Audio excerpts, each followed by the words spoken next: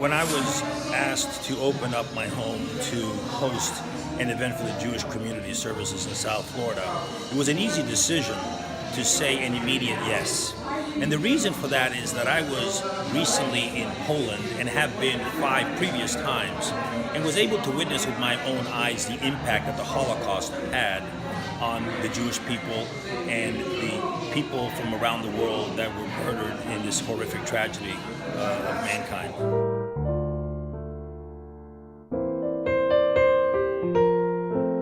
And I felt what a great opportunity would be to be able to have the opportunity to host 4 or 5 survivors that actually experienced the tragedy firsthand and were able to share with the younger generation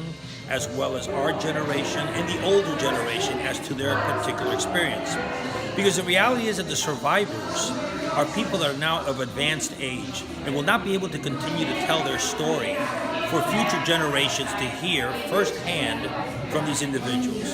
So I believe that it was a great opportunity to open up my home this evening to have those survivors speak in front of a crowd of about 125 to 130 people to share their experiences. To make sure that we understand how important it is to never forget the tragedy they went through, the experiences that they went through, the isolation that they went through, the fear that they experienced, and how it is that what we need to learn from that to make sure that this never happens again.